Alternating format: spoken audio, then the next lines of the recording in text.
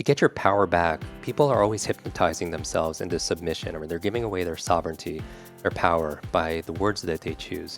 They'll say something like, I don't have motivation, or I don't have creativity, or I don't have focus, I don't have energy today. But the word have denotes something, it's either it's in your possession or it's not.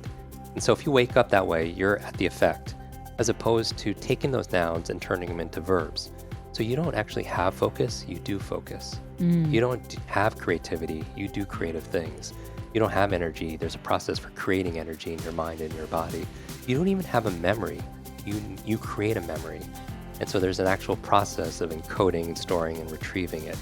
But if you say you have it or you don't have it, then you don't have any power, and then you can't make it better. Happy Monday, everybody. Glad to be back with you from our woke studio here with Steph Sabra and Stephen Lemieux. What's up, Maria? What's up? Happy to be in the woke studio with the wokest queen. The wokest queen. The wokest queen. Our quote of the day, when you fight for your limitations, you get to keep them. Damn. Ooh. Salty start to our Monday morning.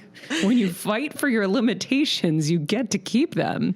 Our guest was letting us know. Shit, that's real. That's by Jim Kwik, who is our guest today. I'm so excited for this interview.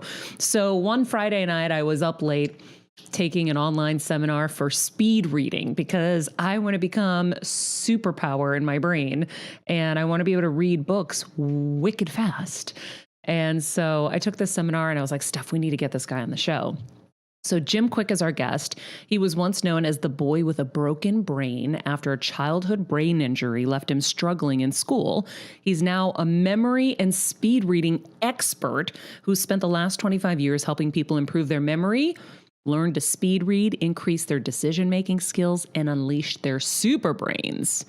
I am so pumped because I really think, first of all, if he can come back from a childhood brain injury and become a memory and speed reading expert, think of what we could do without the injuries. Well, I kind of have a little something going on in my brain. I shouldn't say that, but you know what I mean.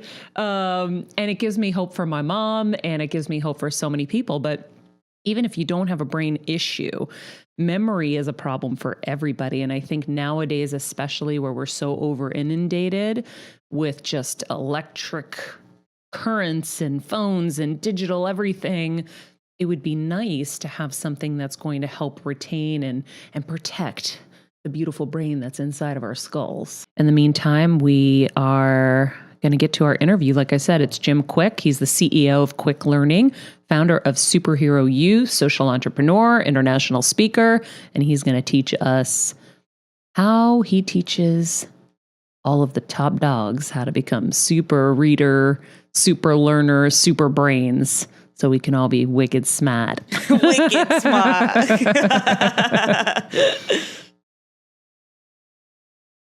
All right, Jim, thanks so much for being here. Maria, this is a real pleasure. Thank you for everyone who's listening and joining us. Well, I'm really excited because Jim wants to make this the best episode of Better Together ever. And I share that desire as well. So for everyone who's listening on Apple Podcasts or Spotify, or if you're watching on YouTube, get ready because he's got a lot of information and we are going to get through it and become superpowers after this. Yes. I'm so excited. So first of all, I want to start with the childhood brain injury you had to overcome.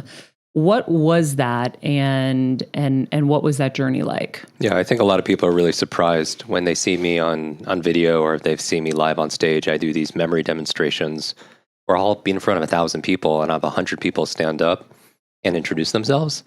And I'll memorize all their names in real time, or they'll give me 100 numbers or 100 words, and I'll memorize them forwards and backwards. But people are very surprised because I tell people I don't do this to impress you. I really do this to express to you what's possible. Mm-hmm. Because the truth is, every single person who's listening right now could do that and a lot more. We just weren't taught. If anything, we were taught a lie that somehow our intelligence, our potential, our memory is somehow fixed like our shoe size. Mm-hmm. And we've discovered more about the human brain more in the past 10 years than the previous 1,000 years combined. And what we found is we're grossly underestimating our own capabilities. Yeah. And the reason I know is because of what you asked is I grew up with severe brain injury. When I was 5, I had a very bad fall in kindergarten class. very bad accident, rushed to the hospital, and my mother said I was never the same after that. Before that, I was very energized and very curious, but after that, I started I couldn't understand things. Features would repeat themselves over and over again. I would pretend to understand, but I didn't really understand. I had poor focus, a poor memory. It took me an extra 3.5 years to learn how to read. And so that was very challenging. One of my teachers, when I was 9 years old, was so frustrated with my slow learning. She pointed at me in front of the whole class and said, "That's the boy with a broken brain." And that became my label. And adults have to be very careful with their external words because they become a child's internal words. You think? And so every time I didn't do well on a quiz, I wasn't picked for sports, which was like all the time, I would always say to myself, "Oh, it's because I have the broken brain." Oh, And it's just oh my God. a reminder to everyone who's listening. We're going to talk about, how to focus and read faster and improve your memory. But your self-talk is very important because your brain is like a supercomputer, and your self-talk is a program it will run. So if you tell yourself, "I'm not good at remembering names," you will not remember the name of the next person you meet because you programmed your supercomputer not to. Yes. No, I program my supercomputer. I say the same thing, and we all say it. I can't remember anybody's name. Oh my God, I'm so busy. I meet so many people. I know. But yet I can if I really focus hard. And it's interesting too, because people come to me all the time saying, "I'm just too old. I'm not smart enough. I'm not good at remembering names." And I always tell people, stop. If you fight for your limitations, you get to keep them. Mm-hmm. If you argue for your limits, they're yours. We started with that quote this morning. It was good. real. If you fight for your limitations. So I was like, oh my Lord. But we're so used to doing that. And so I struggled all through school. And when I was 18, I hit a wall. I wanted to make a fresh start as a freshman in college, and I could not get it. Even thinking about it, I get like a little flustered because I really want to make my family proud. They had immigrated here. My dad came when he was 13. He lost both of his parents, and they couldn't afford to have him. And he came here to live with an aunt.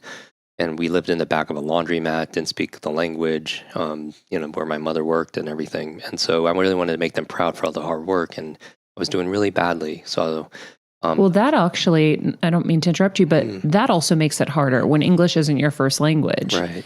So now you have a brain injury. You don't even speak the language because you're in kindergarten. I remember going to kindergarten not speaking the language because I was Greek. Right. And so I was always 2 years behind everyone in reading and comprehension. I always had to work so much harder than everybody else. It's definitely a challenge. I mean, English really is my first language. My parents wasn't, but I mean, we grew up in that household, so it was always difficult. And I think it's not a matter of resources because, it was not the education or the money or the connections. It was just it's more resourcefulness. And so anyone who's listening to this right now that's going through adversity, I want to remind you that difficult times, they could define you, they could diminish you, or they could develop you. Ultimately, we decide and we have agency. And that's really my message to people. It's not how smart you are or how smart your kids are or how smart your team is or how smart your spouse is. It's not how smart you are. It's how are you smart. And we're just not all the time. School is a great place to learn what to learn and what to think and what to remember, but they didn't necessarily show you how to learn and how to think and how to remember those things. Because it's also very individual. It is. Because for everyone. And sometimes school, the school system hasn't evolved as much as the world has evolved. And some people would suggest it's a cookie cutter, one size fits all approach when everybody is individual. And we live in an age of autonomous electric cars and spaceships that are going to Mars. But our vehicle of choice when it comes to learning and education is like a horse and buggy. And it's not a slight against teachers. My mother became a special education teacher because she didn't know how to help me with my challenges. So I feel like teachers are some of the most caring, compassionate individuals out there. And it's just the system hasn't changed as much. They said Rip Van Winkle woke up today, the man who slept for decades. He woke up today, the only thing he would recognize are our schools. And oh my God, that's so crazy, but it's true. It is. It's like history, math, exactly, science. So if anyone's listening to this right now and you feel overloaded with too much to learn, too little time, like I imagine you have books on your shelf you haven't read yet, and it becomes shelf help, not self help, or you get more than 10 emails a day, or how many people came to listen to this and they have a better memory. How many people forgot why you came here to listen to this, right? You ever walk into a room of your own home and you feel like, why am I here? Yep. Or you go to the store to buy one thing and you come back with 2 bags full of things, except for that one thing that you went to get. Yep. And when we're talking about technology, I think the ultimate technology is our mind. We're born with the most incredible device out there, but more people upgrade their phones than they do upgrade their mind. And this controls everything nowadays. Everyone listening to this, you're not paid necessarily for your brute strength; it's your brain strength, right? It's not your muscle power; it's your mind power, your ability to solve problems, your ability to be creative and use your imagination. And so, I think the most important skill to master in the 21st century is our ability to learn how to learn.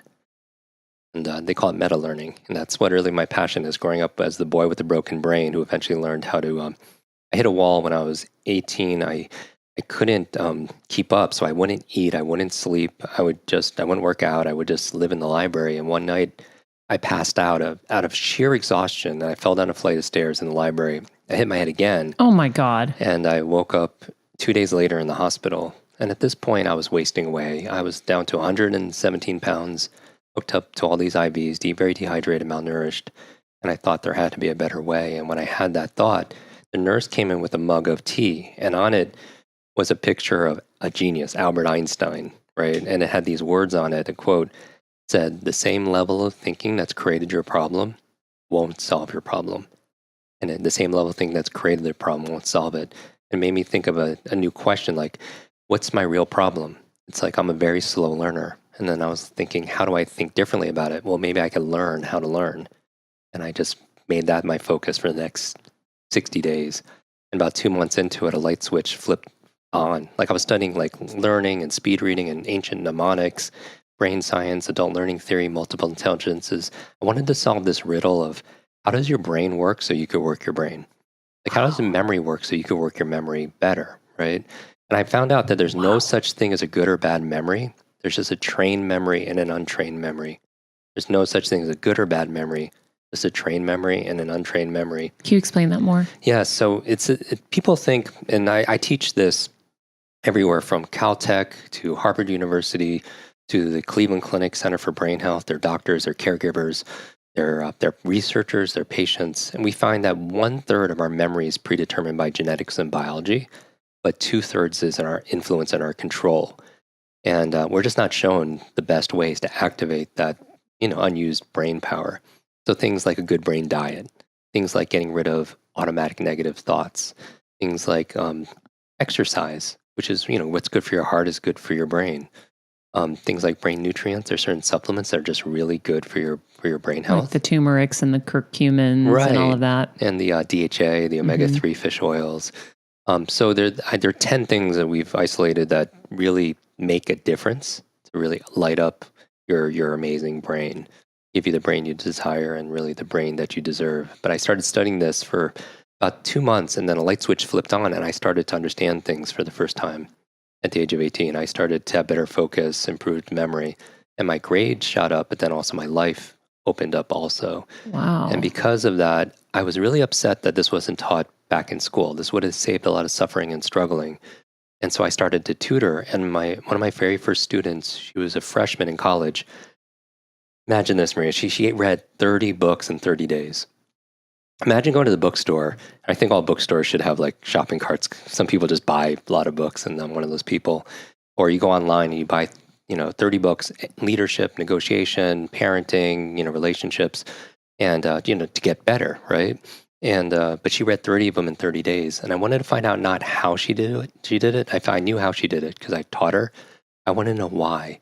I'm always interested in motivation. So many people. So you taught her how to speed read. And she read 30 books in 30 days. Okay, and then you wanted to know why she was interested in doing it in the first place. Because a lot of people, my thing with knowledge, I think there's a lie in the personal growth space and high performance space. And I think the biggest lie is, and it's not ill-mean, it's knowledge is power. Mm-hmm. I don't think that's accurate. I think knowledge is potential power.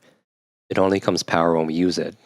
Because all the books or the coaching or the podcast, none of it works unless we work. Unless we apply it. Right. And you can't read a book about, push-ups and get really strong just by reading that book. You have to be able to apply it. And so I have a whole process for taking knowledge and turning it into power. And it really starts, and I would encourage everybody to focus on this. The questions really are the answer. When you think about what thinking is, like our life is a reflection of our thoughts, our daily thoughts, the sum total, because that determines our focus and our behaviors and how we feel.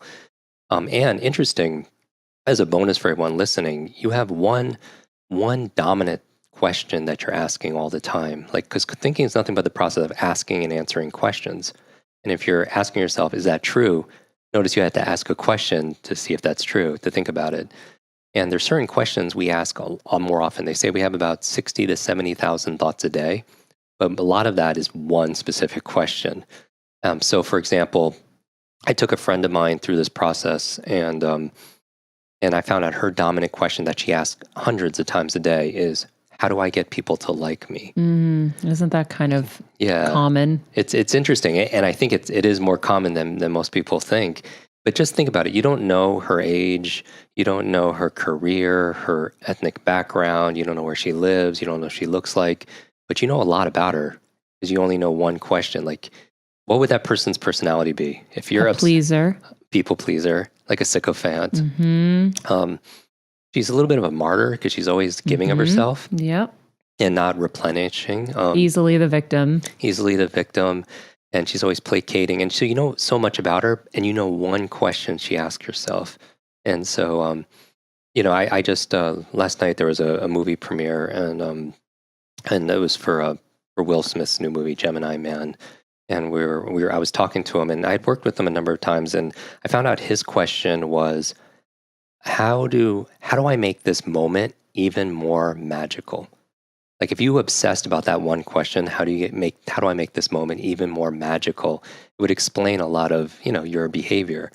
And so my question growing up as the boy with the broken brain, my superpower, because I talk about superheroes a lot, because I learned how to read by reading comic books late at night. My parents thought I was sleeping. I would be underneath the covers with a flashlight. And something about the stories about good versus evil, about one person can make a difference, that they provide not only hope, but real help for people, much like you do for your listeners. And so I feel like everybody has the potential to wear this cape on their back. And but when I couldn't, read, I wanted to, my superpower was, I just wanted to be invisible.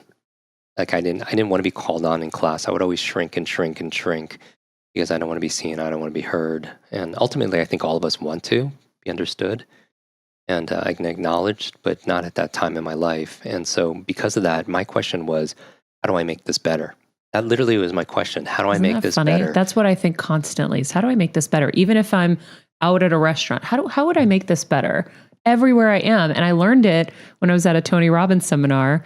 And he was like, I'm always trying to figure out how to make things better. And it connected. I'm like, that's what I do all the time. The through line between everything. Yes. And then you start getting answers all the time. It's like you have part of your brain called the reticular activating system, RAS, where at any moment, people don't realize this, our brain primarily is a deletion device. It's trying to keep information out. There's like a billion stimulus you could focus on, but you can only focus on about 5 to 9 bits of information, 7 plus or minus 2. New research, that's out of Harvard, but new research says about 4 bits of information. At a time? At a time, because what actually gets in are things you have questions about.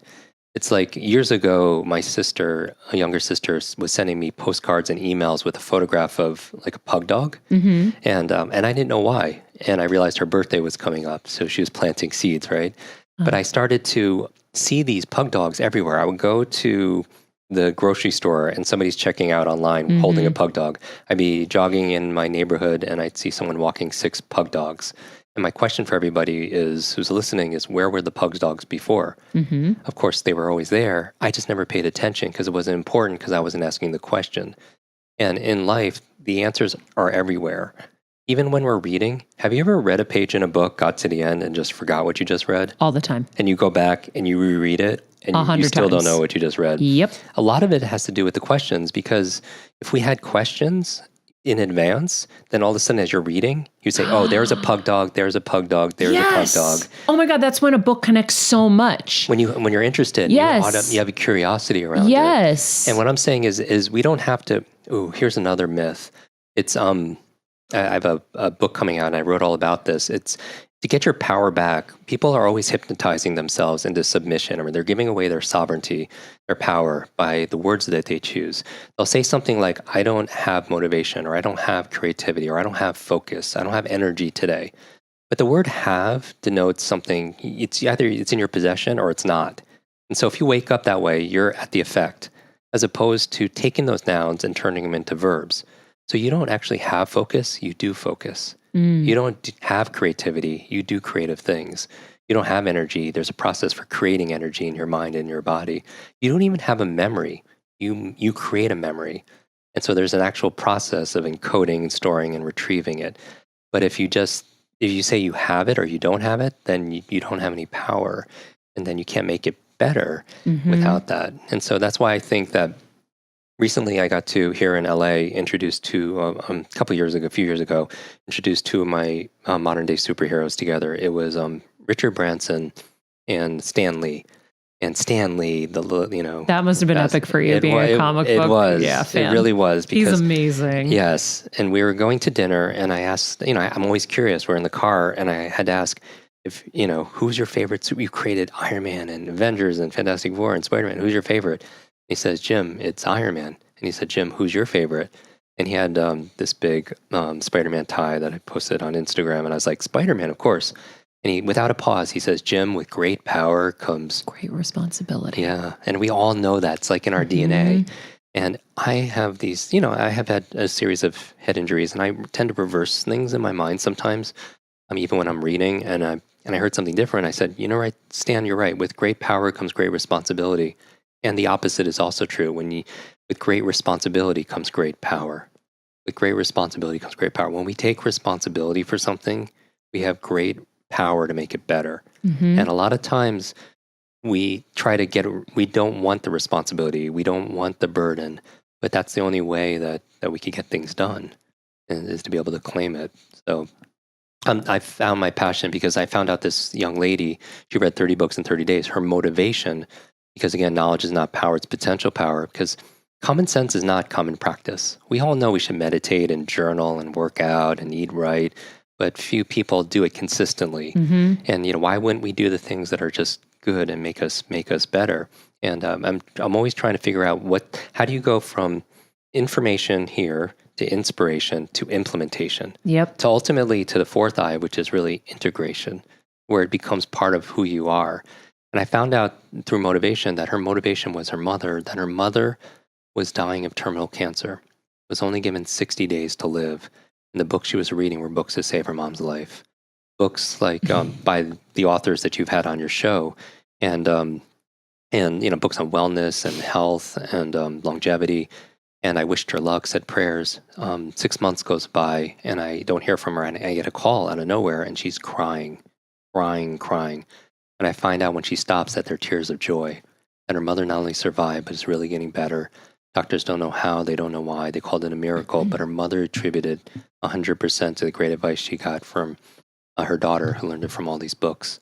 And in that moment, I realized that if knowledge is power, then learning is our superpower. And it's a superpower we all have, and it's the greatest superpower that we have. Because if there was if there was a genie that could grant any one wish, just one wish, of course we would ask for more wishes, right? Millions of wishes. But if I was a learning genie and I could grant you any one learning wish to help learn any subject or skill, like better and faster, the equivalent of asking for 1 million wishes is learning how to learn. Because if you can learn how to learn, you could apply that towards Mandarin, martial arts, marketing, music, anything gets easier. And that's really my passion, is showing people their real genius. I love that. I'm currently doing the same thing for my mom, so I got a little choked up. So crazy. Yeah, I mean, just the thing is with reading and with the experts, the amazing experts you have on your show, is if somebody has decades of experience and they put it into a book, then you could read that book in a handful of days. You could download decades into days. Yep. And that's the most amazing, advantage and gift that there is, I think, passing on that wisdom. Absolutely. I think that's what helped save my mom too, is all the extra research and all the great people I've been able to bring onto my shows, because when you have that kind of access, you can ask all the questions that you want. And then I do gut checks. And then I kind of go with what feels best. And that's been really helpful. And I think that's why my mom will do well again this time, is because she's had a recurrence in her tumor. And so that's what I've been reading furiously is new things that maybe I can take it up a notch with. But that aside, what can people do? Because obviously there are different applications, like you said. You can do a course like this so that you can help save your mom. You can do this because you want to learn a language. Sure. I want to be able to read all of the books that, I mean, I'm actually pretty good at this point because it's all passions for me. Everyone I'm bringing onto the show, it's for a reason. I have a thirst for that knowledge, your knowledge or whoever it is. So I can cook through these books pretty fast. Yeah. And I remember when you were saying that sometimes you'll read things backwards, I would always read down. So I actually could read the two sentences at the same time. When I'm reading teleprompter, sometimes I would make a mistake, and instead of going across, I would read one word and go down, and that would be my mistake. But I actually saw that that's one of the tips that you give into speed reading. So maybe there's an innate thing that's happening that I just need to perfect there. Absolutely. Same thing with reading. All of us have the ability to read more in less time and still enjoy it and actually understand more. And there's a handful of obstacles that keep us reading slow and not really understanding it as much. One of them is lack of education. Like, we're not born with the ability to read.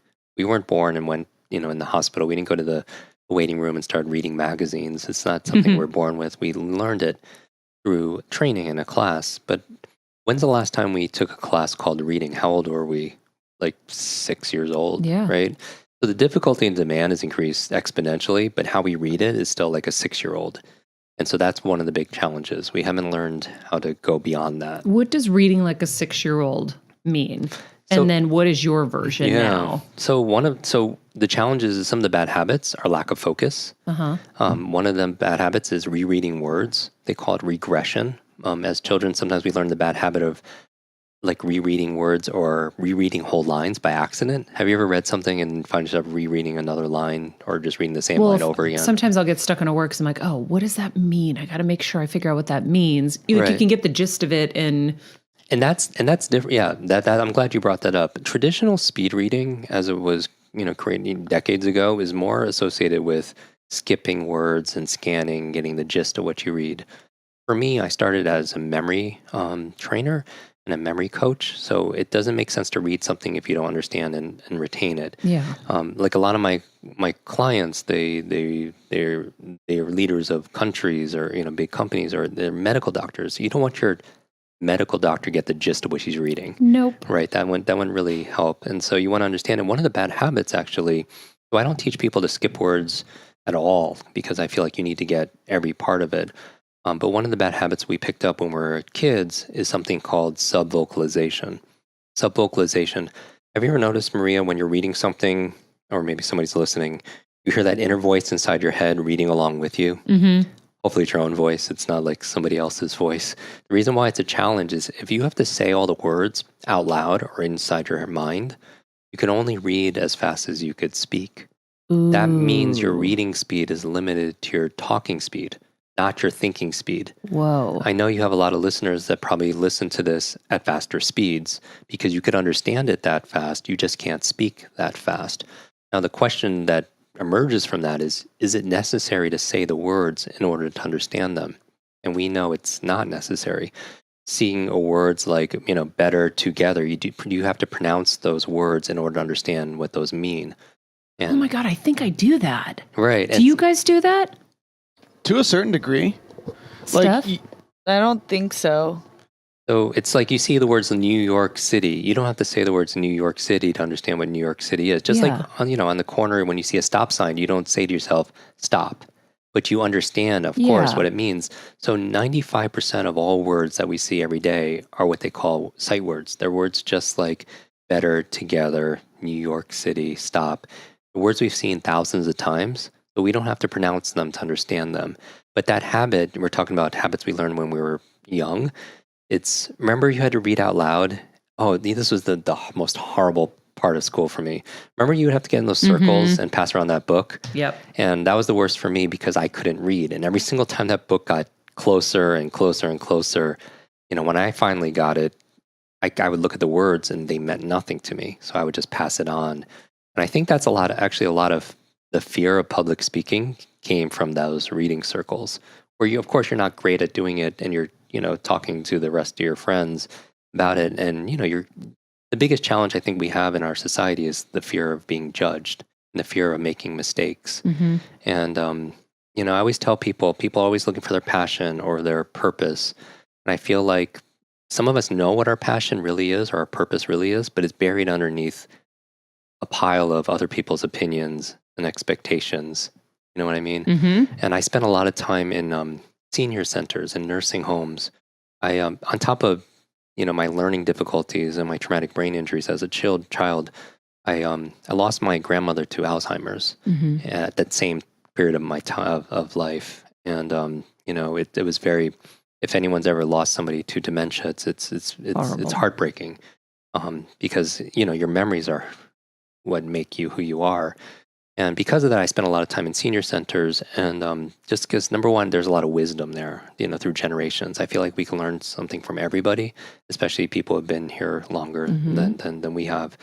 And then I also help to polish off their memories and with memory and the brain health and fitness I do. But when we get into conversations, ultimately what comes up are these regrets, at the end of our life when we're taking those, the later stage of our life, the things, and the biggest regret I hear consistently in that environment is, at some point they limited their life because of what other people would think. They didn't date that person they were attracted to because of what, their friends would think. Didn't go after this dream they had. Because, exactly. Yeah. Or people thought it was stupid, or you're too old to do that. Right. Or they stayed on a career because that's what their parents it was expected of them. And ultimately I think that one life, as we know it, there's one life, why aren't we running towards our dreams like we're on fire, and I feel like that regret is ultimately in that often it's not a pretty thought, but just how do you plan? People ask me all the time, how do you plan your day if you don't have a plan for your life? But if you're thinking about the ultimate end, like there's not a lot of room in there for possessions, and people could have the all the fancy stuff, but also in that coffin there's not a lot of room for regret. And so I would say now, maybe I don't know, maybe I'm talking to someone very specifically who's listening to this right now, but I would say to not wait, because and tell the people that you love that you love them, because tomorrow's is not guaranteed. And it's not a healthy, like this is like, what does this have to do with speed reading? But I would say that so many of us we shrink our dreams and our desires to meet our present reality, when we really shouldn't. Instead of shrinking them, we should be expanding our aspirations, our attitude, our discipline, our skill set to meet our destiny. Don't limit yourself in any way. Yeah, and don't be around people who want to limit you. Right. That's the golden rule. I wonder, when you talk about the brain health fitness, I want to talk about what gains you've had in that world. Like, can someone who's starting the early stages of dementia, or someone like my mom who's had radiation and surgery and has some deficits in her brain power, can you help people like that along with the rest of us who just want to be better and learn Mandarin in a month or whatever it is? I think that all of us, my belief that I choose to adopt is that everyone can become better no matter where we are, and now is the best time to start. And I would say that, and this has been my experience for 28 years of teaching this, like nonstop. This is all I've ever done in my adult life. And I would say, whether it's a child dealing with severe learning challenges, to seniors that are that feel like their brain, they're losing control of their brain. There are 10 factors that make a difference. So I'll go through the 10 really fast. I encourage people, if they can, to write them down. And also, we'll put them in the summary of the show for you guys, so it's easy if you're driving and you can't. Perfect. We don't want you to. Yeah, and then mentally, what I would ask people to do, even if you're driving or you're working out, is to rate yourself on a scale of 0 to 10, and meaning how much energy and effort and attention are you put into that area. And no one's going to debate any of these 10. They're common sense. But as I mentioned, common sense is not common practice. So number one is a good brain diet. And there's certain foods that are extremely neuroprotective. And this isn't an area we have a podcast, a 15-minute podcast, and we've done 4 episodes on neuronutrition. We've also done a number of episodes on reducing subvocalization. But neuronutrition is this idea that your brain has different nutritional requirements than the rest of your body. And so there are 10 foods that are really amazing for your brain. And I'll actually show everyone how to memorize them right now. So they don't have to write them down, because if you write them down on a grocery list, sometimes you forget the grocery list or something. There are 10 foods. And what I'm going to do is I'm going to teach everybody a way of, I prep a lot of actors here in Hollywood how to speed read scripts, how to memorize their lines faster. A lot of the TED speakers, how to give their 18-minute talks from memory. And one of the techniques we teach is a 2,500-year-old memory technique dating back to ancient Greece. Yes. And I was actually there this summer. I spent the summer in Athens and Mykonos in Santorini writing my book because I was so inspired for specifically the memory chapters of this book. And so a Greek orator 2,500 years ago named Simonides was giving a poetry reading. And when he left the building, something really tragic happened. The building collapsed and killed all the attendees. And because he was the lone survivor, he had the responsibility of helping family members identify their loved ones. And he was able to because he remembered where they were all sitting.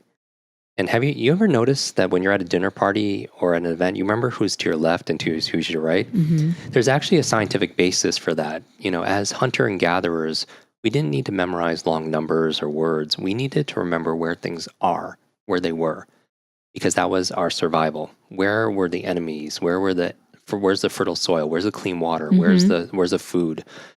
Because that was whether or not we lived or died. And so we store actually information in our environment unconsciously. And so the technique that Simonides is attributed to is actually taking environments that you're very familiar with, like your home, your office, your body, and storing information in the different places. So literally, if you had 10 points to a speech, like a TED Talk, you take the first point and turn it into an image that you could easily remember and put it in the first place. The second point of your speech in your second place. So like literally I'm putting it in my living room. Right. Or a specific object in your living room. And how do you do that? I don't understand. So I'll walk you through it. So the principle here is we tend to remember what we see as opposed to what we hear. Yeah. So I bet you're a lot better with faces than you are with names. Yeah, I'm super photographic memory. Like you can see it. Used to memorize a full page of script for a live feed and nail it, no question. I feel like my memory is definitely has not been as awesome lately. I mean, it's amazing because most people are much better with what they see than what they hear. Like with names and faces, you go to someone, you say, "I remember your face." But I forgot your name. You never go to someone and say the opposite. You never go to someone and say, I remember your name, but I forgot your face. Yeah, I remember business cards. Like if I have to pull up your name and I had gotten your business card, you'd be able to see it. I would find your business card. Then I would be able to see your name, your email, your phone number. And there's a reason why our visual cortex is larger than other areas of our brain for the other senses. And so we remember the thing. There's actually a Chinese proverb that goes, what I hear, I forget. What I see, I remember. What I do, I understand. What I hear, I forget. I heard the name, I forgot the name. What I see, I remember. I saw the face, I remember the face. And what I do, going back to practice, is what you really understand. And so, so it's taking images and then putting them in places. So let me give you an example. People could do this with their homes. Let's everybody do this with our bodies first. So let's make this interactive. And I would encourage everyone, if they're able to do this. You don't have to close your eyes. It helps if you're able to, but if you're obviously driving or working out, don't do that. Please don't. But but it'll only take a couple minutes. I'll show you how to memorize 10 things. And this you can apply this towards a sales process. You can apply this towards a speech you need to give or just facts that you're learning at school. So 10 places on your body.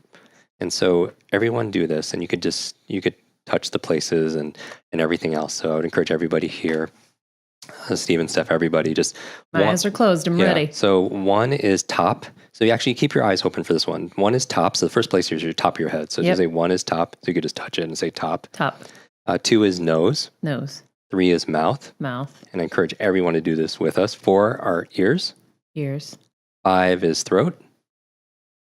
6 shoulders, 7 collar, 8 fingers, 9 belly, and 10 seat, your rear end. Butt. Yeah, so we're going all the way from top to bottom. So 1 is top, 1, 2 is nose, 3 is 3, mouth, 4, 4 ears, 5 5, throat, 6 6, your shoulders. Everyone's touching their shoulders. 7 is 7, collar, 8 are your 8, fingers, 9 is 9, belly, and is your 10. seat. Now we have 10 places in our body, so we could store a whole speech there, like the 10 main points to a speech. No way. So what we're going to start with, though, is really basic, is with food.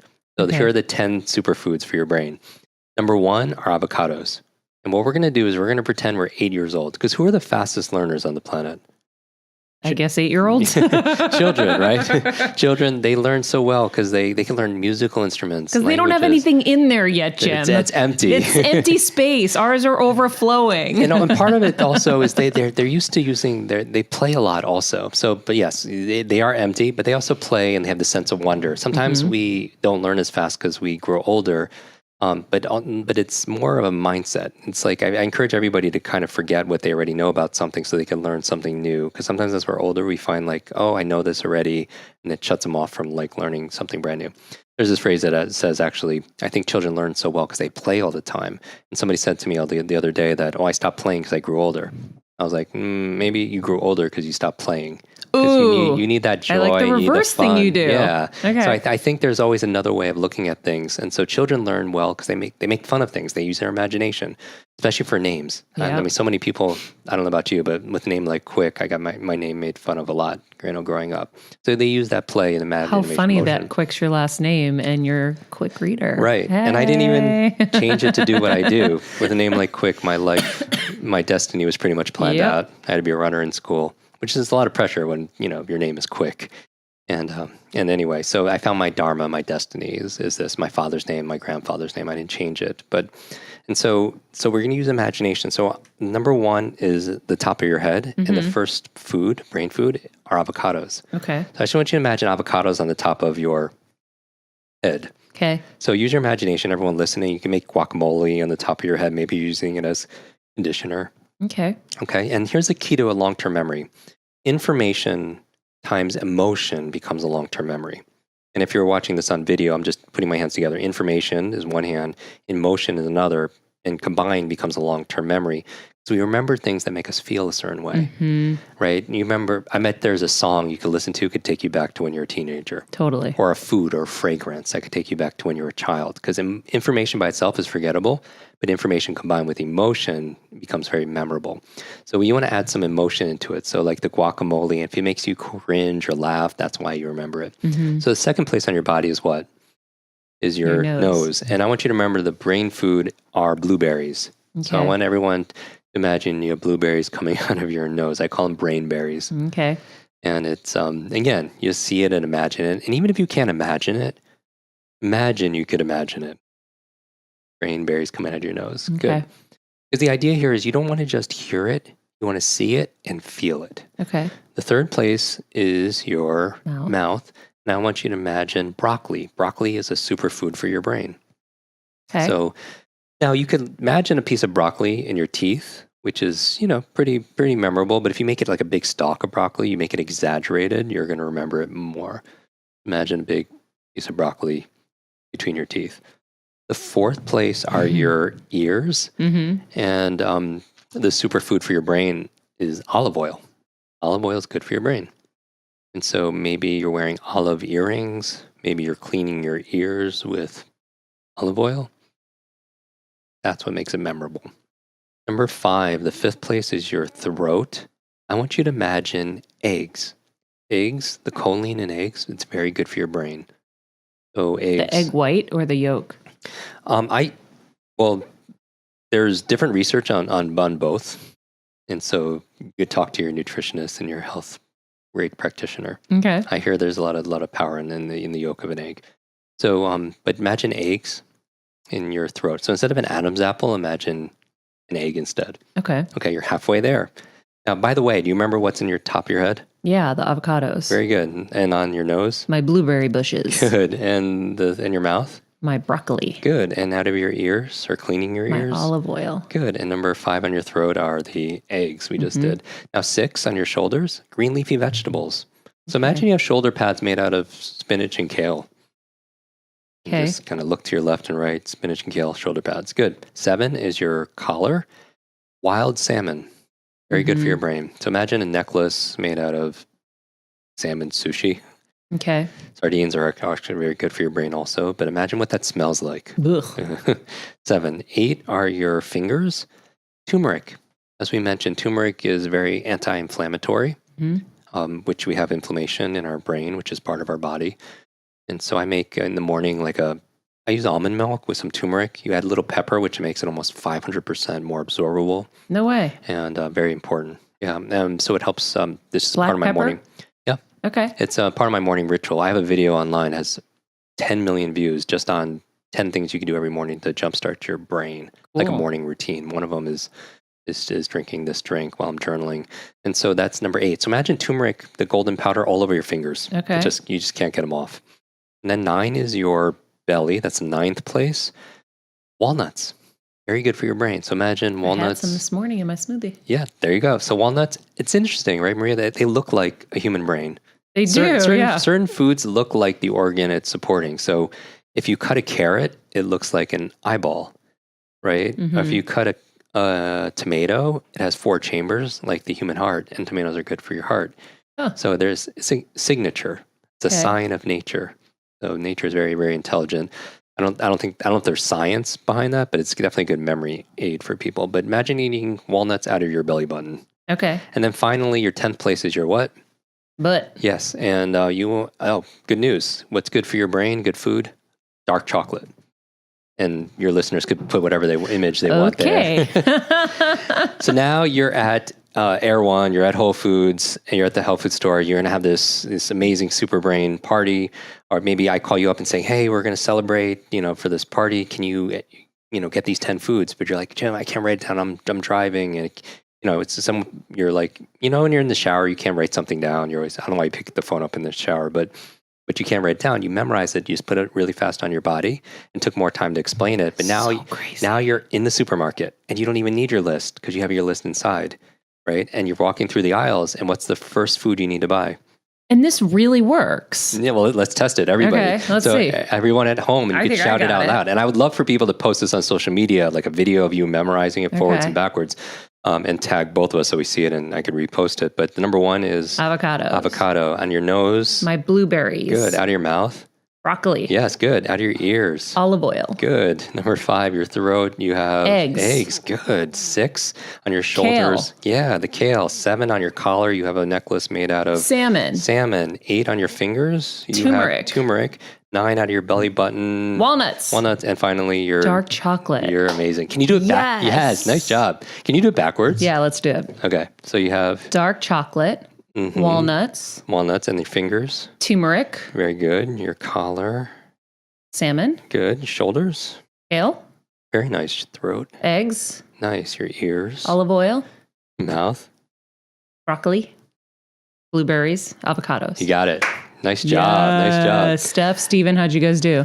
I nailed failed it. miserably. No, I'm just kidding. I did well. Steph, you failed? I nailed it. She nailed it. I was like, what? Yeah, I really killed it. I was excited. I'm so usually cool. so bad at that. So now if I'm going to the supermarket, I can make my list You just could like reuse that. the list over and over again Now, every is the single key day. creating some funny little thing to it, Yes. like my salmon necklace? It is. My walnut belly button thing. Yeah. And, The key is making it easy as pie. The P means pick a place, which you have your place on your body, or it could be in your home, in your office, or in the mall.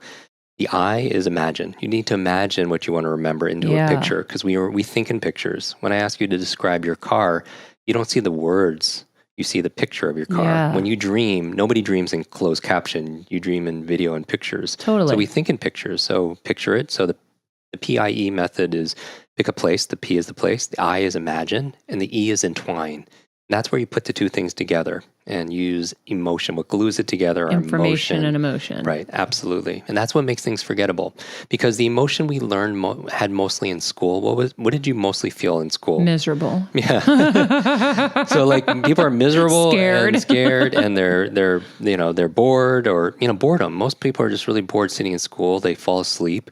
But on a scale of 0 to 10, what's the emotion of boredom? 0. And if it's information times emotion becomes long-term memory. If the emotion is 0, anything times 0 is 0. And you wonder why you forgot the periodic table. Yeah. Right? Because it's the emotion state that we learned it in. And so the first thing, you could use this if you needed to give a speech. Let's say you wanted to teach the top 10 things, on next Monday in front of your whole family, or next time at work for your team, saying, hey, these are the 10 keys I learned on Better Together about how to maximize my brain potential. You could put the food in the first place. So let's say you're sitting in your living room and you just look clockwise and you're saying, okay, the fireplace is the first place, the couch is the second place, the book stand is the third place, the coffee table is the fourth place, the lamp is the fifth place. And is it because those items in your house have an emotional tie to you? It's because we know the location of it and we think in locations, just like the hunter and gatherer, Okay. or just like Simonides did, where he was able to see where everyone was sitting.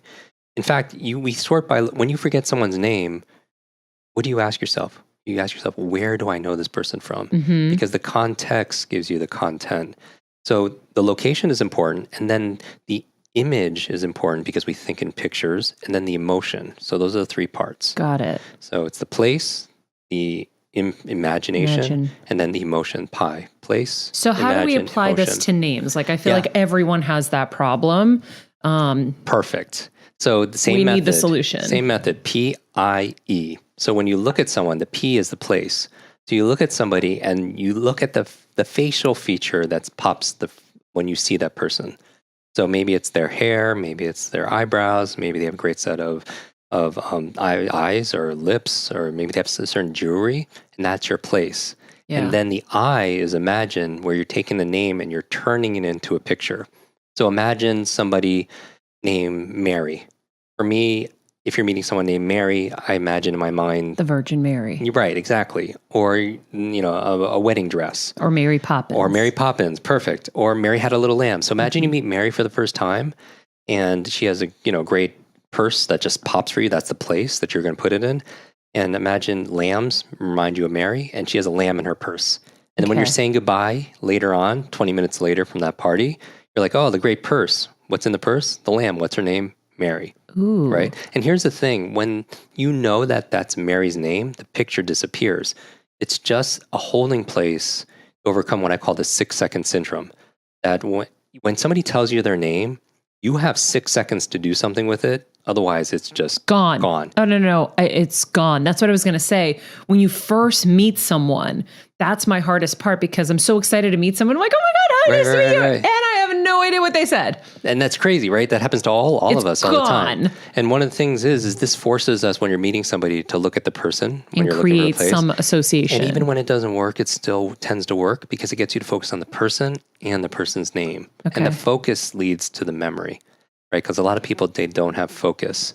And a lot of times we're meeting somebody, you're absolutely right. A lot of people are looking over their shoulders, just because we're so distracted from our phones, and our distraction muscles are so exercised. Mm-hmm. Or you're at a crazy event and there's so much chaos. Absolutely. And if we're not distracted externally from the chaos, we're distracted internally because we're thinking about what we need to say. Or we're not even listening, we're waiting for our turn to speak. Or thinking about how we're going to respond. Mm-hmm. And you can't listen to the person and listen to yourself at the same time, because you always listen to yourself first. So we're not even forgetting the name. We're just not listening and hearing the name. And even if you write the word listen, or imagine the word listen, or type out the word listen, if you just scramble like a brain teaser the letters, it spells another word perfectly. What word does it spell? Nestle? Listen. One of the words it spells is silent. I'm like, stuff. But it's amazing. So like most of us, like we can remember a name. It's one word, but we're not just really just being present with the person. And ultimately, I think that's so important, that when someone has a powerful presence, they tend to have a really good memory. because that incredible memory and their powerful presence comes from being powerfully present with somebody. And one of the things I have, it's just a pet peeve of mine, is our phones. And I love technology. Technology allows us to connect. It allows us to help people and inspire and share ideas. But sometimes technology has a dark side. And we have a video out, has 35 million views, and it's just me saying, don't touch your phone the first hour of the day. And just the first hour of the day. And most people are thinking, I can't do that. You know, all of us have this habit of doing it. But I'll tell you why, for your productivity and peace of mind. Number one, it rewires your brain for distraction. So if you have trouble focusing throughout your day, getting your to-do list done, having a conversation and being really present with somebody, part of it is when you wake up, you're in this relaxed state of awareness and you're very suggestible. And if you pick up your phone, it's the first thing you see and do, then you're training your brain to be distracted, because every like, share, comment, cat video, whatever. Text, email. Right. It gives you a dopamine flood, and the dopamine, it goes along the learning motivation centers of your nervous system, and it makes it very addictive, right? And so that's a problem, because it's training you to be, distracted, but it's also training you to be not only distracted, it's rewiring your brain to be reactive, which is almost as dangerous, meaning that how are you going to have an incredible day, have a vision for your day if you're just reacting? So if you're waking up, you're a blank slate, and instead of planning your day and what will be a win for you and how you're going to make it magnificent and grow and give and become better together, if you're just reacting to a voicemail or a text message or social media, whatever we're looking at nowadays, then you're on the defense. And then you can never have a quality of life if you're just reacting to things. I always tell people, and this is why I or responding to the demands of everyone else. Exactly. I have a friend named Brendan Burchard. He's a New York Times bestselling author, and he says, your inbox is nothing but a convenient organizational system for other people's agenda for your life. This is why my auto response says, I will not be checking emails. Exactly. Because I would like to live my life rather than respond to the demands of everybody else. Absolutely. So if you're fighting fires, and especially the first hour, because I'm realistic, but if you have to do it for your job or someone's life, you have to do what you have to do. At the very least, what I always say is, at least get to breakfast first. Get downstairs to the kitchen, have your breakfast, and then look at your emails. Because some people have to, for work, they have no choice, at least in their brain they don't. Right. Because they're afraid once they get into the office, the pile is going to go so much deeper that they're going to have anxiety. But when you do that practice of like getting up calmly, showering, getting ready without the anxiety of responding to people, it makes it still for a better day. It's so much better. And so not touching your phone, at least for the first half an hour, no one's perfect, but you don't want to be reactive. I think a lot of your listeners, the reason why they're in the process of growing at a high level is because they identify more with the thermostat than they do a thermometer. Metaphors is how we learn. One of the ways we learn is how things are related to each other. Like a thermometer, what's the primary function of a thermometer? It just reacts to the environment. That's all it does. But a thermostat's different. A thermostat sets a temperature, it sets a vision, it sets a goal, and then what happens to the environment? The environment changes and reacts to it. And I would say that, remember that you have all the happiness studies done, across the world always says that happiness comes from within and then having personal agency. And so you determine how you feel because you're a thermostat. And meanwhile, like all of us, yes, the weather, politics, everything affects us, but not who really has control over it and about how we feel. And I feel like we have to get that sovereignty back. Yeah. How does somebody maximize their brain potential every day? Yeah. Obviously the 10 foods. So the 10 foods. And how much of a difference? Because the hard thing is we're asking people every day to implement so many things into their lives. I got this. What's the percentage difference of somebody really implementing the 10 foods for their brain? So the 10 foods is it's part of the 10-part process. So the first one is a good brain diet. And nobody does it perfect. Like we travel, we're busy, and sometimes nobody does it. So the goal is not perfection, it's progress. But number one is a good brain diet. Number two is killing ants. It's actually good for your brain. Clinically proven. ANT stands for automatic negative thoughts. And that's termed by Dr. Daniel Amen, who's a famous brain doctor. We've had Dr. Amen on the show. He's great. So kill those ants, automatic negative thoughts, because we talked about this. If you say, I'm too old, or senior moments are coming too early, if you fight for your limitations, you get to keep them. And just monitor your self-talk.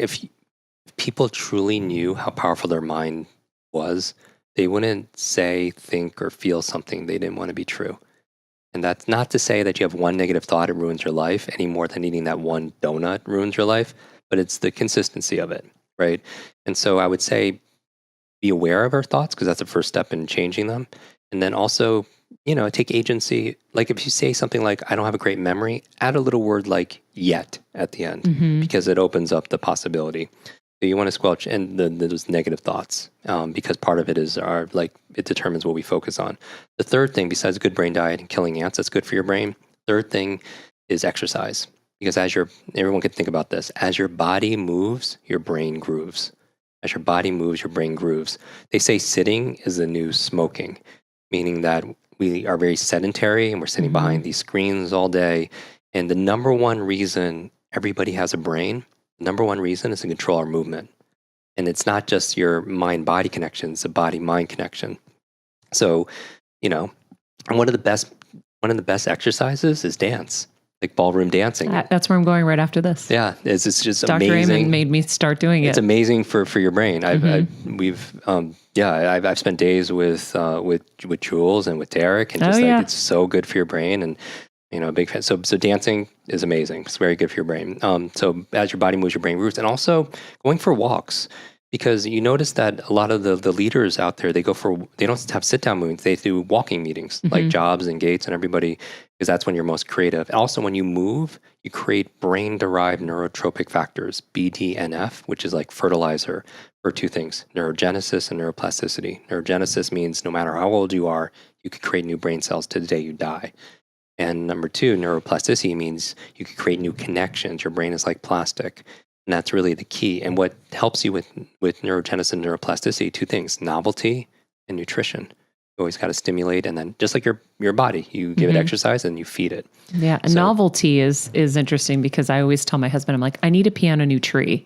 And that's my version of telling him, like, the dogs want a new route because they want to sniff new sniffs and see new things, but we're the same way. Why don't we do that to ourselves? I love that so much. Right? I know it's my funny way of saying it. I'm like, no, I can't walk the same walk. I gotta pee on a new tree. Right. And so, because the new path will take you to a new rose bush you can smell, or, a new house that's going to stimulate you and give you an idea or whatever. And so the new paths in your walk create new pathways in your brain. Yeah. It's amazing. So that's 3 is movement or brain nutrients. And I recommend going to a functional medicine doctor and getting a nutrient profile done and find out, because if you're short on vitamin B or vitamin E, certain nutrients, it's not going to be, your brain's not going to, you can learn the best technique, but you need to take care of the hardware also. That's number 4. And the number 1 brain nutrient is omega-3, DHA. Number 5 is a positive peer group. We all know this, that it's not just your neurological networks, it's your social networks, because who you spend time with is who you become. They say if you spend time with 9 broke people, be careful because you're going to be number 10. And the reason why is because you have in your brain these things called mirror neurons, and mirror neurons are your imitation neurons. They're your empathy cells, where you watching sports, or you're watching a dance show, or you're watching an action show, you could feel what they're feeling. Those are your mirror neurons kicking in. And it's why children learn so quickly just doing what you do. And so the reason why you want to be careful with who you spend time with is you start mirroring the people around you, their habits, their behaviors, their negative self-talk, and everything else, their attitudes. So that's why you want to be careful. And this is the thing also, because sometimes the people closest to us are the ones that we give the power to hold us back. Like a family member could say, why are you listening to another podcast? Why are you always reading those books and going to the gym? Just relax, but it could have good intentions. They could be sincere, but they could be sincerely wrong also.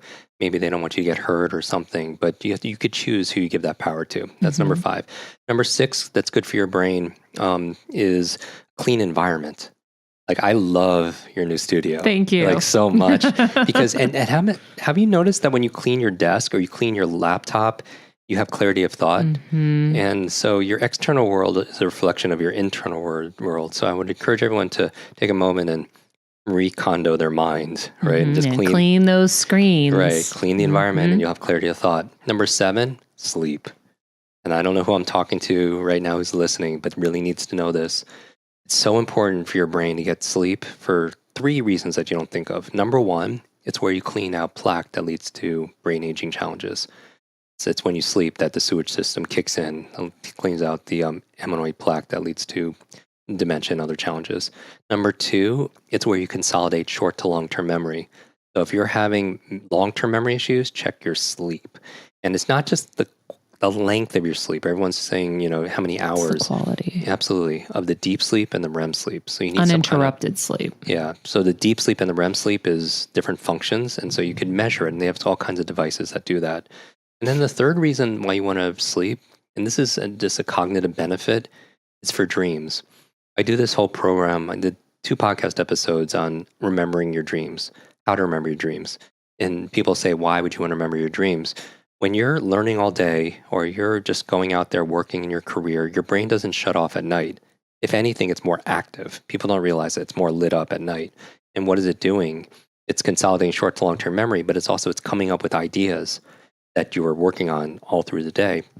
So people don't know that a lot of things in culture came from dream states. So Mary Shelley came up with Frankenstein in her dream.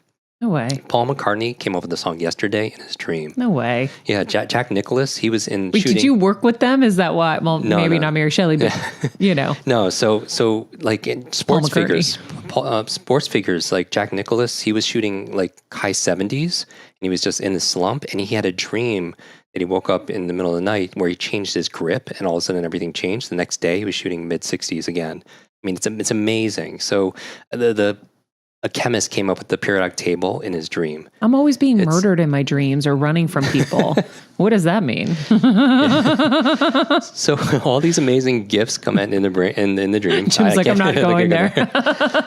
That's for talk after the show, I guess. But there's a process for actually remembering our dreams. And so actually in my morning routine, if people like Google Jim Kwik morning routine, the first thing I do is remember my dreams. There's 6 steps to remember your dreams. And you'd be surprised because maybe the ones you're forgetting are the ones that have these big ideas that, could change So do you journal your them? world. And one of those 6 ideas is reflection, certainly. And I think it's important to keep a dream journal because it sensitizes you too. Because what gifts are lying, we spend 20 years of our life sleeping, which means we dream 3 to 5 total years spent dreaming.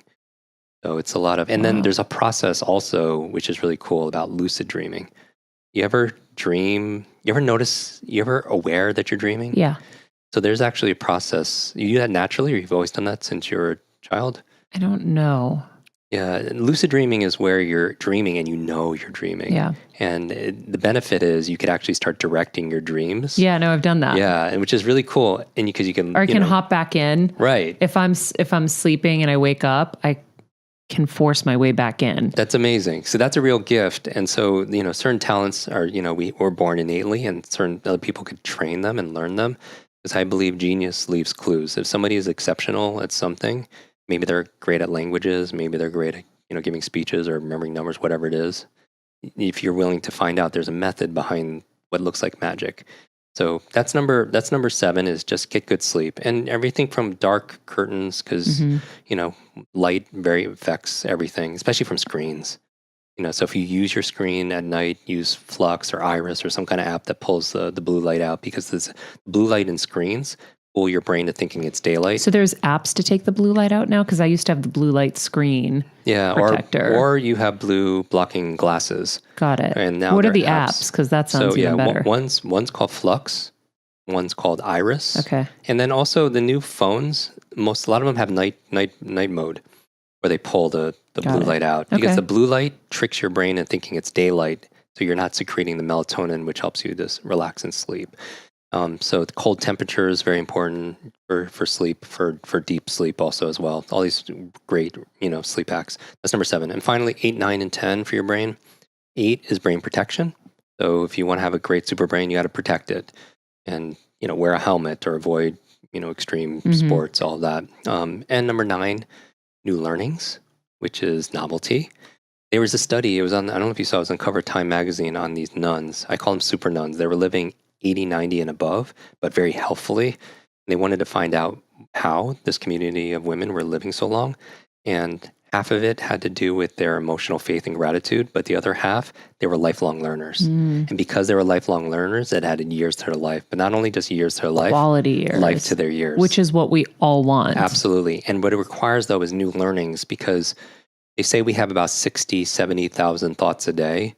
But the problem is 95% of them are the same thoughts we had yesterday and the day before that. And we wonder why we're not changing because we're having the same thoughts. And so that's why it's great to go for walks and pee different places and do all that, because you need to challenge yourself, because that's how our brain grows.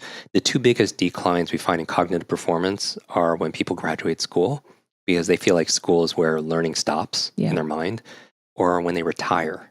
And often when people retire, they retire their mind. And their body's not far behind. So always keep active. So new learnings helps you to remember. And then also finally, number 10, stress management. And this is huge. Chronic stress shrinks our brain, creates cortisol, adrenaline, fight or flight, but it's not good if you need to take a test. It's not good if you need to study for a meeting. Not good if you need to be present with a work associate.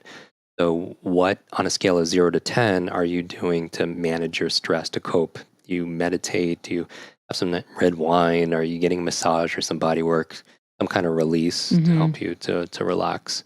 And so, for example, if we wanted to memorize these 10 things, and remember, you're rating yourself 0 to 10. How's my good diet? On a scale of 0 to 10, getting negative thoughts, 0 to 10, exercise, 0 to 10, sleep, 0 to 10. Because you could do all that and not manage your stress, and you wonder why you have brain fog or why you're slow the next morning. You could do all that and be around energy vampires, your positive peer group, and that could do that. So I would say it's not, everyone wants to know what the magic pill is. There's not the magic memory pill, but there's a process. Yeah. And we just have to make it. Nobody's perfect, though. That's the thing.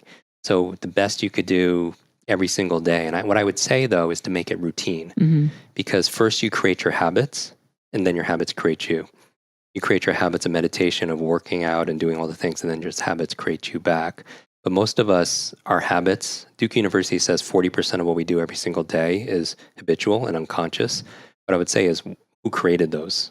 And that's why I think it's important. If you want to win the day, you got to win the first hour of the day. And so what are you doing each morning to galvanize yourself and be there for yourself and the people you care about? I want to ask you, because we're starting to run up against the clock, for someone who wants to do a program like yours, what does it entail? Like, if I wanted to learn Mandarin quick, how would that work? So we publish the largest online accelerated learning programs in the world. We have students in 195 countries, and we have 30-day programs, just 10, 15 minutes a day on focus. We have another program on memory, just 10, 15 minutes a day. Another one on speed and smart reading, just 10, 15 minutes a day. One on critical thinking, one for student success, so junior high, high school, college, graduate. And those are our primary programs. And my thing is, it's tough for some people to do deep immersion, but if I can get people to focus for 10 or 15 minutes a day to improve their skill set, it's amazing, because little by little, over the course of 30 days, little by little, a little becomes a lot. Because consistency compounds, right? And so I'm always looking for those little bite-sized things. So in those 10 or 15 minutes, we're doing drills. And I'm teaching them the fastest way to learn a language, or the fastest way to learn a comedy routine, like all the sets for their jokes, or the things that they need that matter most. Because I think these are the most important fundamental skills that we're not taught in school. They assume, like, you go to a kid and say, use your focus, but they're not shown how to focus. That's like going to somebody and say, play the piano, who's never taken a piano lesson before, or remember this or study this. I think those are the most important skills. But we have a podcast. Our podcast is, it's the #1 education training show on iTunes. 8-figure downloads, thousands of 5-star reviews. It's just 15 minutes where I just give you 15 minutes of tips on a subject, like how to change your habits, how to give a talk with, from notes, how to, be a morning person, those kind of things. Got it. So we can take your online course, and over the course of 30 days, you're accruing all these different tips that are making you... My promise to everybody is that we'll triple your results in 30 days. So I'll triple your reading speed and your comprehension in 30 days, triple your memory in 30 days, triple your focus and concentration in 30 days. And it's not because I'm so great. It's just you who are listening are so great. You have this brain, which we use very small. We use all our brain, but some people use it much more efficiently than others. And I think if you want to get better, it starts with our mind, because our mind controls everything else. But the podcast is a great place to start because it's there and it's free and it's available. And then one last thing, I don't remember how or what you said specifically for people with brain injuries. Yeah. How do you teach somebody whose attention is not there, like they just can't focus because of the deficits? Is it possible to help them? Yeah, I take a very strength-based approach for people who are struggling. I don't see ADD, ADHD, dyslexia as a weakness. I feel like it's a trait, and we all have preferences. Just like some of us like to. Here's the thing: have you ever been interested in a subject and you go through a class, but for some reason you're not getting it, but you're interested in it? Sometimes the way you prefer to learn is different than the way the teacher prefers to teach.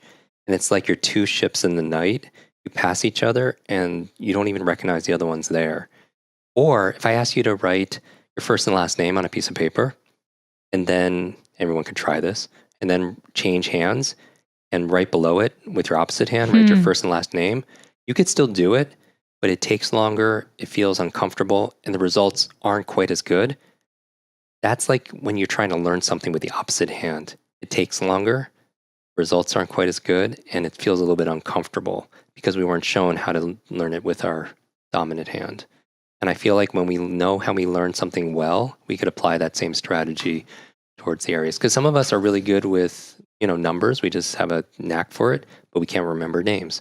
Some people are really great readers, but they have really challenged learning languages. And so when you take what you do really well and apply it towards the same thing, that geniuses learns. And here's the thing, kindness goes a long way. A lot of people beat themselves up. And I do this whole thing on procrastination where I feel like if there's something that you're not doing, there's a reason. And it goes from your head to your hands. So if you have a goal in your head, but you're procrastinating with your hands, you're not doing anything, check in with the second H, which is your heart, right? The emotions. And because even when you want to remember someone's name, ask yourself, take a moment. Why do I want to remember this person's name? Maybe it's to show the person respect. Maybe it's to make a deal. Maybe it's to make a new friend. Maybe it's to practice these things I learned, in this show. Because did Tony say that? Or I think Jim Rohn said it. What I practice in private, I'm rewarded for in public. Ooh, so that. Do that practice, right? And so maybe, because if you can't come up with one reason, you won't remember the name. Yeah. Because reasons reap results. Reasons reap results. Reasons reap rewards. Information and emotion. Absolutely. If there's no emotion there, then you're not going to remember. Exactly. And the names you tend to remember, because nobody remembers all names, but nobody forgets all names. The names that you tend to remember are people that could be good for your business, people that you're attracted to, people that you have interest. There's an emotion that's there. So what I'm saying is you could add emotion and you don't have to be at the effect of it, and you can take responsibility for it. Okay. Few last questions. You've worked with a lot of celebrities. Do you have any funny stories that you can share of working with celebrities throughout the years? I just posted on Instagram today because I was with Will last night, and he said some really interesting stuff on Instagram, but I'll leave people to that. I learn a lot from famous people. For me, that they're the same, but it's just, I like working because I learn a lot also as well. I was working with Jim Carrey, and he was preparing for Dumb and Dumber 2, and he wanted to get really smart beforehand. And we're making the brain foods in his kitchen during a break. And I was asking him, what's his motivation? I'm always asking motivation because I want to know what drives people. And he's like, Jim, I act like a complete fool on camera. I act like so extreme, so insane, because I want to give people permission who are watching to be themselves. And going back to regrets, I think that's what's most important for everybody, is that we need to believe in ourselves again. It's like I have this fear of heights because I fell off a rooftop, and one of my brain injuries. Falling. I know, it's really bad. I don't know where my parents were. Maybe you think you're up. Superman, not Spider-Man. This is true. So I've had some wild Your accidents. cape just isn't working yet. And I have this fear of like heights. So that's why I do the 0G gravity and I do skydiving, because I have to face those fears.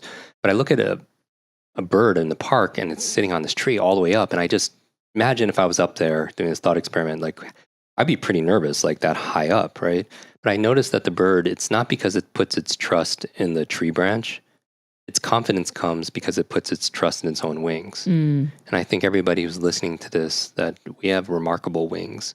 And that if you're going through difficult times right now, it's like a butterfly. While the beauty lies in the butterfly, the growth happens in the cocoon. Like the caterpillar trying to struggle and get itself out of the cocoon. Ooh, it's a crazy process to watch. I love it. Yeah, but that's where it builds the strength in its wings to be able to soar. Because if it didn't, it wouldn't survive. Yeah, if you tried to help it out, it wouldn't be able to survive. Exactly. And it's just like an egg, that if an egg, this is my quote, if an egg is broken by an outside force, life ends. But if it's broken by an inside force, life begins. Yeah. Great things begin on the inside. That's a good and point. my message to everybody is that they have greatness inside of them. They have genius inside of them. And that's what the process is of letting this out. My goal and my mission, because I grew up as the boy with the broken brain, is I want to build better, brighter brains. Because the world will just be better because you change your brain, you change your life. You change your brain, you change the world. And my mission is no brain left behind. I like that. Jim, what's one way you're getting better every day in your life? So I'm committed every 30 days to learn something brand new because I just have to. I want to remember what it feels like to not be good at something because I don't want to take for granted that everyone should be reading, faster or learning this stuff. I want to remember what it feels like to be in that awkward moment. Yeah. So when I was recently with Derek and Jules, I was inspired. Yes, inspired to take dancing lessons with my better half, and she's so much better at me than I am. But it's something that I think that part of my brain got damaged a little bit. I was taking flying lessons last month, and it's just I always need to be learning new things because I think that's the commonality between people that really take things to the next level. They're always learning, and the thing is, if everyone's paying attention, life is always teaching us these lessons everywhere, and everyone can be our teacher. All the time. So I would commit myself to lifelong learning, and that's how I think that I get better and better. I love it. That's what I'm doing.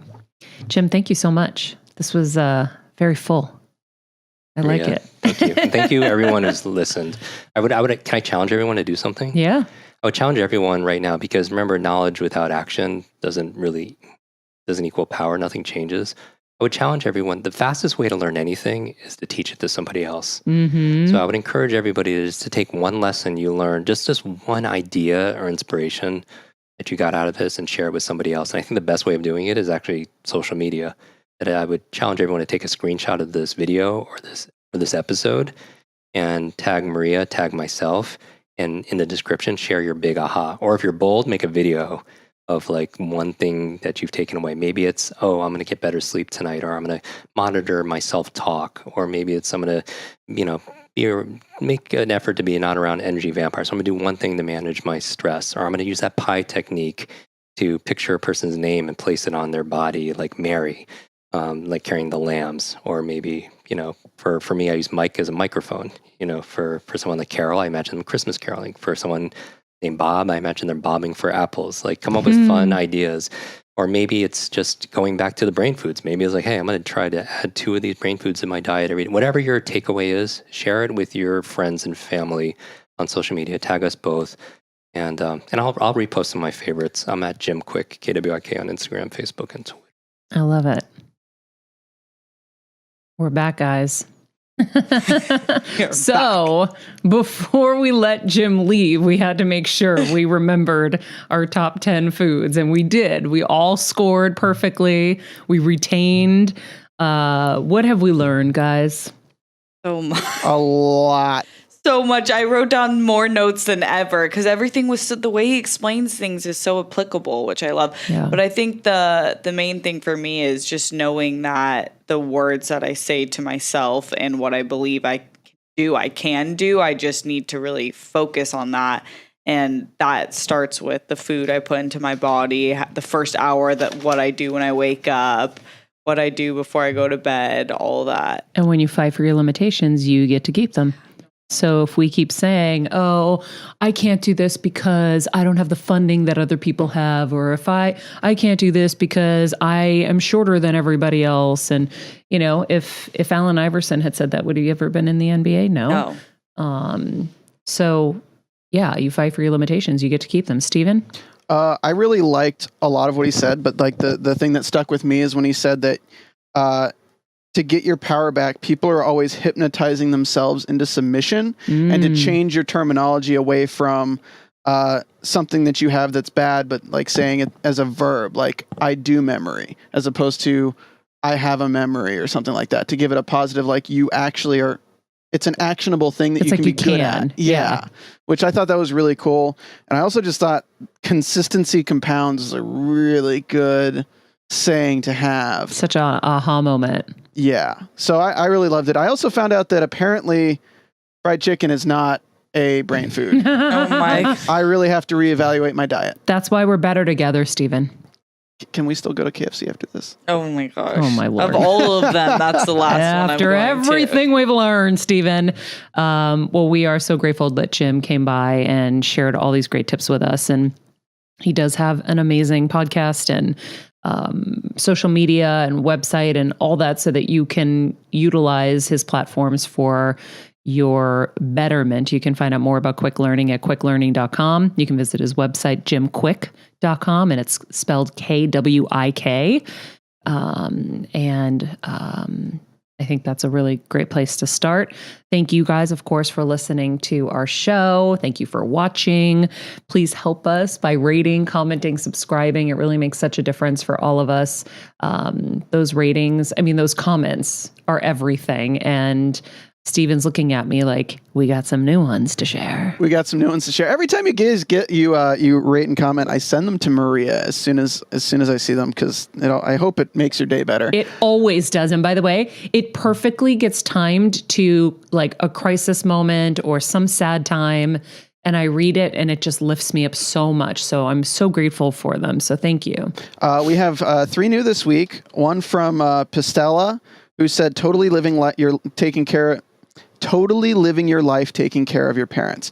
Maria, thank you so much for this. I've been the one always taking care of taking my parents to doctor's appointments, calling them when their meds are due, and even taking over their finances to help them save in fees, property taxes, and getting all the senior discounts from the state and otherwise when possible for all things, including prescriptions and healthcare. I come from an Egyptian family, so I can relate to your family's way in which family takes care of family, and often it falls on the daughters. Mm-hmm. I've learned a lot since, but it does feel so overwhelming trying to coordinate 2 households and appointments while working full-time and being married. Thank you for sharing your journey. Thank you for sharing your story and being honest about your challenges along the way. I often sit and feel bitterness for not making time for myself while other siblings can just coast. So I thank you for your candor. People need to understand being a parent to children is not the only space where time off and understanding from employers and the world is needed. Elder care and daughterhood issues need to be assessed at the same level of attention by all. I'm trying to live my life GSD. I've used that acronym for years, woman. Keeping my saved episodes to refer back to for positive vibes. Keep up the amazing work. Brava, and all the best for you and your mama and papa. Oh, thank you so much. And I love the message of, that's the next kind of expansion is our work needs to recognize that, if it was our child at home that was sick, I think they would have a better understanding. But if it's your parent, it's kind of the same thing. We're taking care of them now. So, okay, go ahead, Steven. Next. Next one is from Brooke Craven. Awesome podcast, 5 stars. Maria, host of the Better Together podcast, highlights all aspects of health, wellness, and more in this can't miss podcast. The host and expert guests offer insightful advice and information that's helpful to anyone that listens. Thanks. That was like a cool little magazine blurb. That's great. Yeah. Life and Lula, this podcast gives me life. Every week I learn so much from this podcast, and it makes me so fired up to implement new strategies for mindset and growth in my everyday life. Well, you got a lot for this episode. Thank you for the valuable content. You and the team are so appreciated. Hey, the team's involved in this one. Hey. Oh, thank you guys. We really appreciate it. New episodes drop every Monday. Of course, we have the Patreon now. So if you're a part of the Patreon community, you'll be getting extra episodes in there. If you want to email us, you can reach us at bettertogetherwithmaria@gmail.com, or you can just visit mariamenounos.com. If you want to find out more about Patreon, go to patreon.com/join/Maria Menounos. But really, if you just Google Patreon and Maria Menounos, I'm sure you'll get there really easily. You can follow us at Maria Menounos, at Jim Kwik, KWIK, at Steph Sabra, at Stephen Lemieux Photo. And remember, be nice people, make good choices, and be present.